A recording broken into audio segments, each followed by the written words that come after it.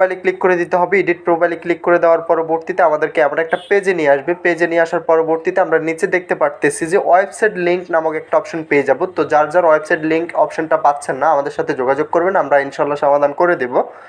তো এখান থেকে আমরা ওয়েবসাইট লিঙ্কে ক্লিক করে দিতে হবে। ওয়েবসাইট লিঙ্কে ক্লিক করে দেওয়ার পরবর্তীতে এখানে দেখতেছেন যে বলতেছে যে ওয়েবসাইট লিঙ্ক দেওয়ার জন্য। তো ওয়েবসাইট লিঙ্কটা এখানে দেওয়ার জন্য আমরা কি করব, আমি যেহেতু টেলিগ্রামের লিঙ্কটা দিব, তো তার জন্য আমি এখান থেকে টেলিগ্রামে চলে আসব। তো টেলিগ্রামে আমার যে গ্রুপটা আছে সেটা এখান থেকে কপি করে নিতে হবে। তো আমি আমার চ্যানেলের লিঙ্কটা কপি করে নিয়ে আসতেছি। তো আপনি যেই চ্যানেলের কিংবা আপনার যে গ্রুপের লিঙ্কগুলো এখানে অ্যাড করতে চাচ্ছেন ওই লিঙ্কটা এখান থেকে কপি করে নিয়ে আসবেন। তো লিঙ্কটা কপি করে নিয়ে আসার পরবর্তীতে করণীয় হচ্ছে এখান থেকে যে লিঙ্কটা চাচ্ছে তারা, আমরা এখান থেকে আমাদের লিঙ্কটা পেস্ট করে দেওয়া, যেটা আমরা কপি করে এনেছি এখান থেকে এটা বসিয়ে দিতে হবে। তো আমি যেটা কপি করে এনেছি এটা এখান থেকে পেস্ট করে দিলাম। তো অবশ্যই মনে রাখতে হবে কোনোভাবে মিস্টেক করা যাবে না। তো আমি যেটা কপি করে এনেছি এটা এখান থেকে বসিয়ে দিলাম। বসিয়ে এখানে উপরে একটা সেভ অপশন পেয়ে যাবো, আমরা জাস্ট এখান থেকে সেভ অপশনে ক্লিক করে দিতে হবে।